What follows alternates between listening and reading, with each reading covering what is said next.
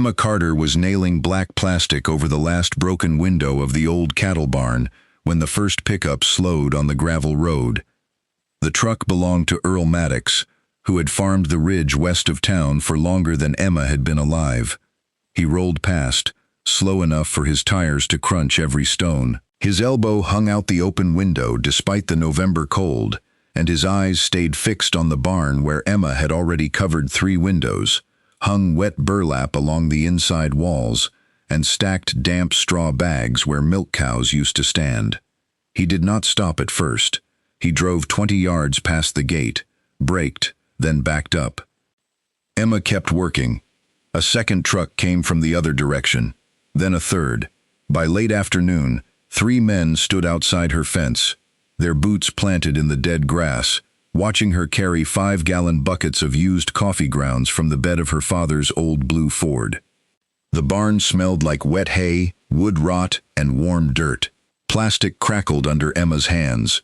Water dripped from the burlap onto the concrete floor. A second-hand humidifier hummed near the old milking stanchions, sending a thin white mist into the dim aisle. Earl leaned on the fence and let out a laugh that carried across the yard. Emma heard it. So did the others. She lifted another bucket, stepped into the barn, and disappeared into the dark. By sundown, the story had already reached Miller's Feed and Seed. A bell jingled over the door as men came in for mineral blocks, salt, and stovepipe. Near the counter, Earl spread both hands wide and described the scene like he had witnessed a crime. He told them Emma Carter had sealed up the old cattle barn like a cellar, soaked the walls, dragged in straw, and filled the place with restaurant scraps. The owner of the feed store set a receipt on the counter and smiled without wanting to. Someone by the seed rack asked if she was bringing the cows back. Earl said there were no cows, only mold. The men laughed hard enough that a sack of dog feed shifted against the wall. At Rosie's diner that night, Emma came through the back door carrying 2 empty buckets. The kitchen smelled like fried onions, coffee, and old grease. Rosie was scraping plates over the trash can when she saw Emma and nodded toward the corner where the used grounds waited. From the dining room came the low roll of voices. Emma could not see the men in the booths, but she knew the voices. Earl Maddox, Tom Briggs, Mr. Hanley from the bank. A spoon struck a coffee mug. A chair leg scraped. Then Earl's voice rose, lazy and amused, clear enough to reach the kitchen. Her father would have known better. The words landed harder than laughter. Emma stood with one hand on the bucket handle. Rosie stopped scraping plates. For a moment, only the fryer hissed. Then another voice said the girl was going to lose the whole farm before spring. Emma picked up the buckets, filled them with coffee grounds still warm from the machine, and carried them out the back door without stepping into the dining room. She did not cry in the alley. She did not cry in the truck. She drove home under a sky the color of tin, parked beside the barn, and hauled the buckets inside one at a time. Carter Farm had not always been something people spoke of with pity. Her grandfather had cleared the first pasture with 2 mules and a borrowed plow. Her father had kept dairy cows there when milk prices were still enough to carry a family through winter. When Emma was little, the barn had been full of breath and sound, hooves shifting in straw, chains knocking against stanchions, milk hitting steel pails before sunrise. After her mother died, the place changed by inches.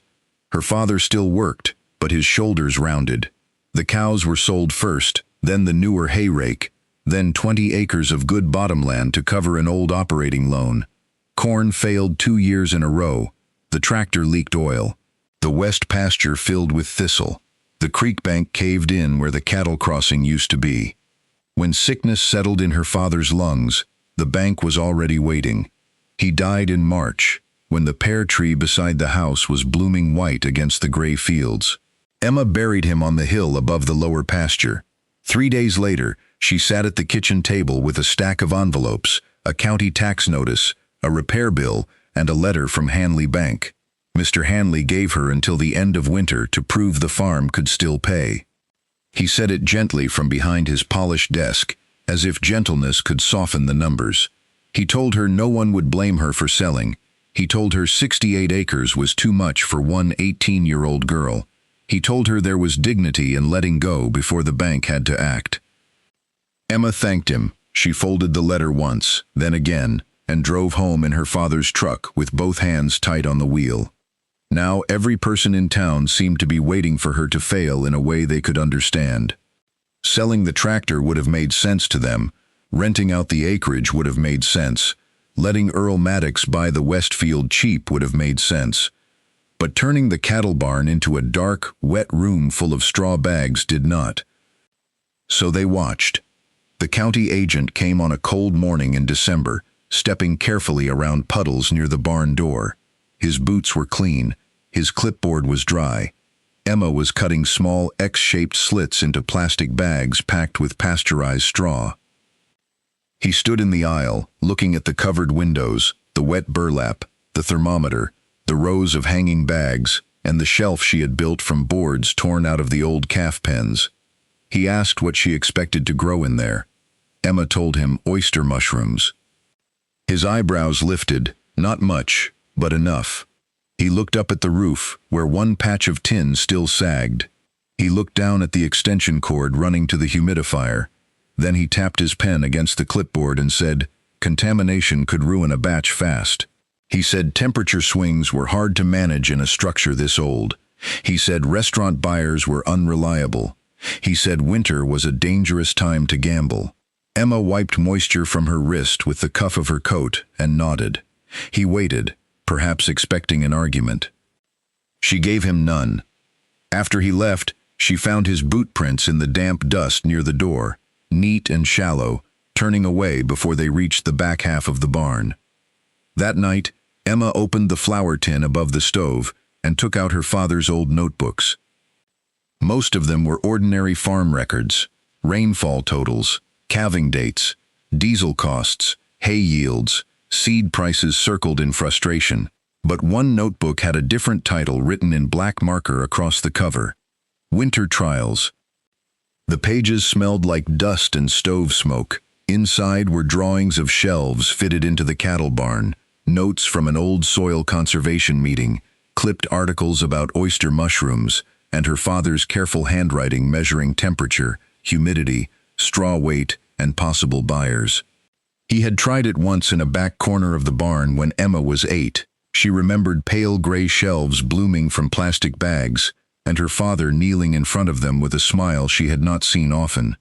The notes ended halfway through a page. No profit total, no final result, no explanation, only one unfinished sentence. If we can make winter pay, we might hold the land. Emma traced the sentence with one finger. The next morning, she started again before daylight. She boiled straw in a rusted stock tank over a propane burner. Steam rose around her face and froze in tiny beads on the edge of her hat. She drained the straw on wire racks made from old fencing. She mixed mushroom spawn into the cooled straw at the kitchen table after scrubbing her hands until her knuckles burned. She packed the bags tight, tied them off, carried them to the barn, and marked each one with masking tape. Batch 1, South Wall, November 29. Batch 2, Middle Row, December 2. Batch 3, Old Milking Room, December 5. She added her own notes under her father's. Temperature, 58. Humidity, 82. North wall too cold. Coffee grounds from diner still warm. Fix roof leak before next rain. Watch blue spot on batch 7. The blue spot spread. By the second week of December, 12 bags along the north wall had turned wrong. Not white with clean mycelium, but green and dusty, the color of spoiled bread. Emma carried them out before sunrise, one by one, holding them away from her coat. She buried them behind the barn under frozen dirt, so no one driving by would see. 3 days later, the breaker tripped at 2 in the morning. Emma woke because the house had gone too quiet. The refrigerator was silent. The furnace was silent. Across the yard, the barn was dark. She ran outside in boots without socks, her coat half-buttoned. The air cut into her lungs. Inside the barn, the humidifier was dead, the space heater cold, and her breath hung white in the beam of her flashlight. She got the power back, but 20 bags stalled from the cold. At Miller's Feed and Seed the next afternoon, she counted out coins and small bills for more plastic sleeves. Earl Maddox stood near the counter with a bag of mineral salt over one shoulder. He looked at the supplies in her arms and grinned. Still feeding that mold? The store went quiet in the way places go quiet when everyone wants to hear the answer. Emma set the money on the counter. The owner looked from Earl to Emma. Emma took her receipt, tucked the plastic under one arm, and walked out while the bell above the door shook behind her. The laughter followed her to the truck, muffled by glass. Winter deepened, the fields hardened, the creek ran black under a skin of ice. Emma sold an old hay rake for less than it was worth, and used the money to buy more mushroom spawn, propane, and a used generator from a man who said it might work if she knew how to coax it. She learned to coax it. She learned everything, because there was no one else. She patched roof holes with tin, scavenged from the machine shed. She sealed drafts with feed sacks and strips of old carpet. She scrubbed buckets with bleach. She misted the air until her hair dampened under her hat. She checked temperature at midnight, at 3, and again before dawn. Some mornings, the barn looked like failure arranged in rows. Some mornings, it looked like a promise. In January, the bank sent another letter. The deadline was circled in red. Emma laid it on the kitchen table beside her father's notebook. Outside, sleet struck the windows with a dry ticking sound. Her father's cap still hung on the peg by the door. His chair sat near the stove, turned slightly toward the table, as if he had just stepped out to check the weather. Emma stared at the letter until the words blurred. For one long hour, she let herself believe what the town already believed. Maybe she had mistaken grief for courage. Maybe the barn was only damp straw and foolishness. Maybe she would lose the farm with dirt under her nails and everyone watching. Before dawn, she woke with her cheek against the notebook. The fire had burned low. The house was cold. She folded the bank letter, tucked it into the back of Winter Trials, and walked across the frozen yard to the barn. Inside, on the south wall, the first mushrooms had opened. They pushed from the cuts in the bags in pale gray clusters, curved like little fans, clean and soft-edged, smelling of rain and leaves and the dark underside of the woods. They were not enough to save the farm, not even close. But they were alive. Emma stood in the aisle with her flashlight lowered, and for the first time since her father's funeral, she cried where no one could see. By the end of the week, more clusters appeared, then more. She harvested them gently with a small knife and laid them in shallow boxes lined with paper towels. Rosie bought the first 20 pounds. Not because she thought mushrooms would save Carter Farm, but because she had known Emma's father, and because Emma stood in the diner kitchen with purple shadows under her eyes and did not ask for pity. That afternoon, Rosie served mushroom gravy over biscuits, mushroom soup with thyme, and omelets filled with oyster mushrooms browned in butter. At the counter, Earl Maddox took one bite, stopped chewing for half a second, and looked down at his plate. He did not say anything, but he finished every bite. The ice storm arrived in the second week of February. It began as rain before sunset, soft at first, tapping on the barn roof and dripping from the fence wire. By dark, every surface shone. By midnight, the world had become glass. Emma woke to the sound of a limb cracking behind the house. Then another. Then the power went out. The house dropped into black silence. Emma was already moving before she was fully awake. She pulled on boots, coat, gloves, and her father's hat. Outside, the yard was a sheet of ice. Her first step nearly took her down. Freezing rain struck her face like thrown sand. Across the yard, the barn was dark. Inside were nearly 200 pounds of mushrooms ready or almost ready to harvest. More than that, there were the next batches, the ones that would carry her to the bank deadline. Without heat, without airflow, without humidity control, the cold could stall them, bruise them, or ruin them before morning. Emma slid across the yard, caught herself on a fence post, and reached the machine shed with her palms stinging. The generator sat under a tarp beside the old mower. She had tested it twice, but testing a thing in daylight was not the same as needing it in an ice storm. She pulled the cord. Nothing. She pulled again.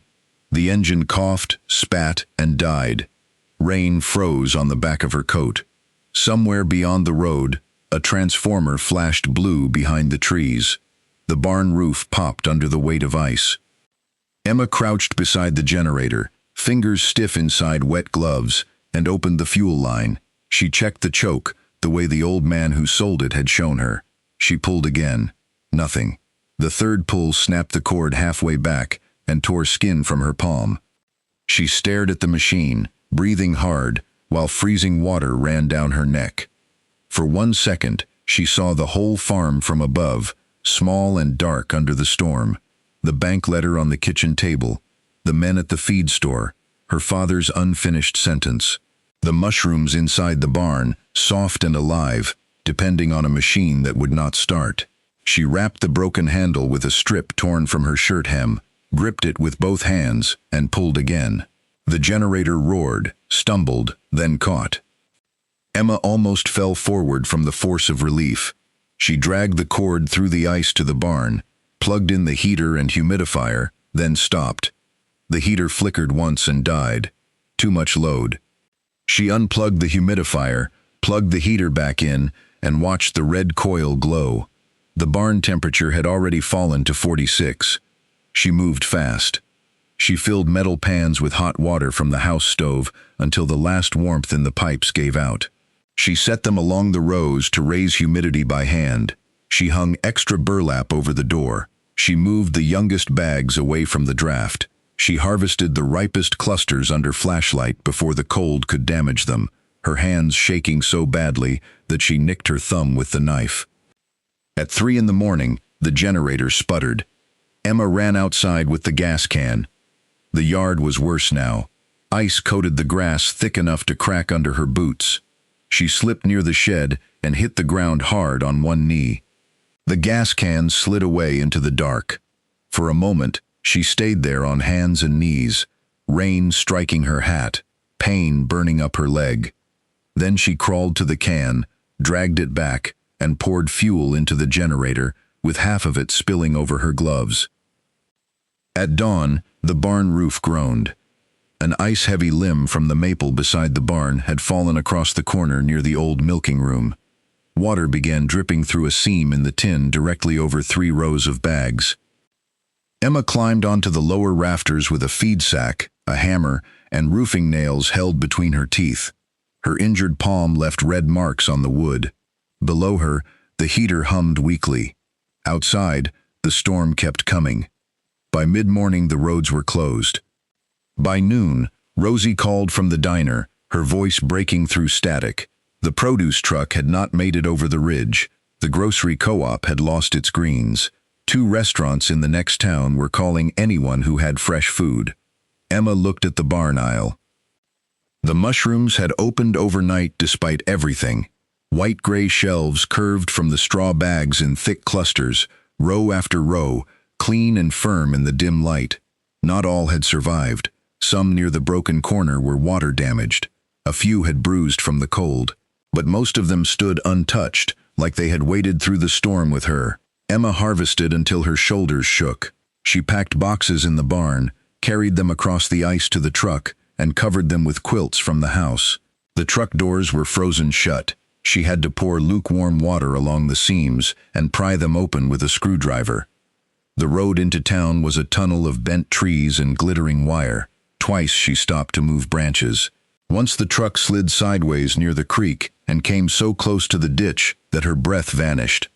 When she reached Rosie's, the diner windows were fogged from inside.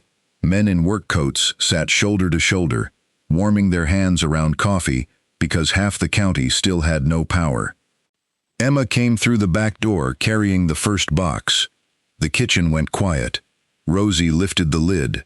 The mushrooms lay there fresh, pale, and perfect against the paper, as if they had come from another season entirely.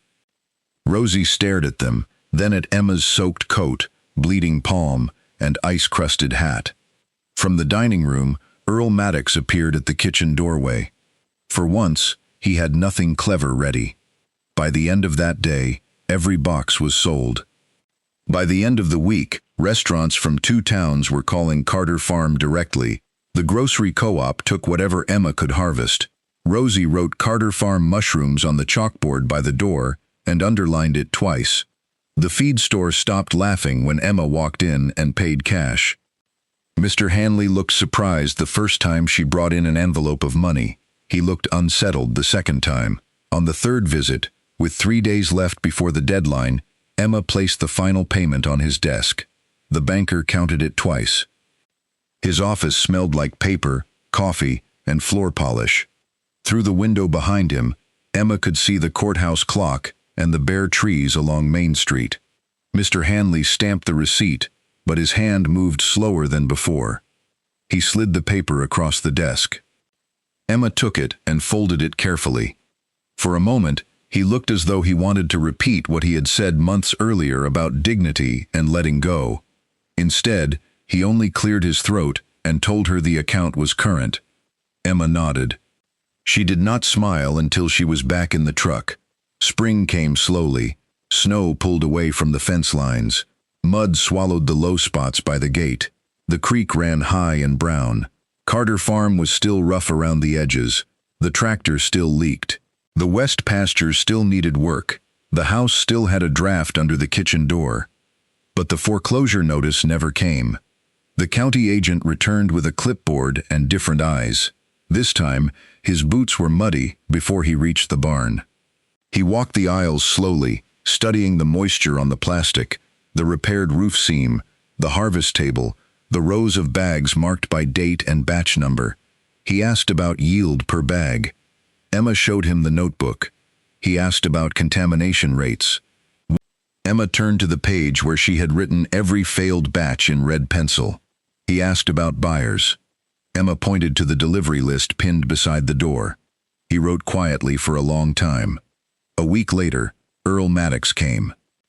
His truck stopped by the gate, but he did not honk. He climbed out, walked to the barn, and stood at the doorway with his hat in his hand.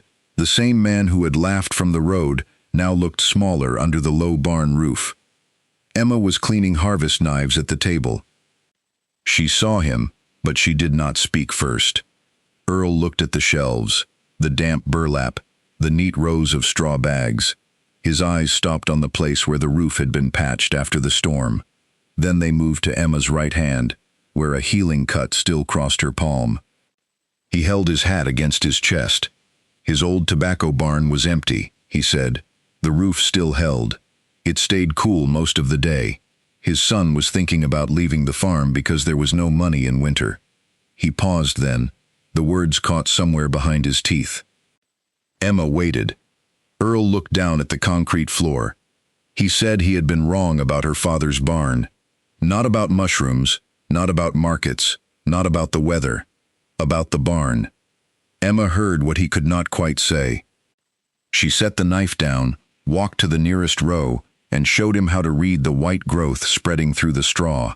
She showed him how clean mycelium looked before fruiting, how to smell a bad bag before mold took over, how to keep the north wall from getting too cold. Earl listened without interrupting. When he left, he closed the barn door gently behind him.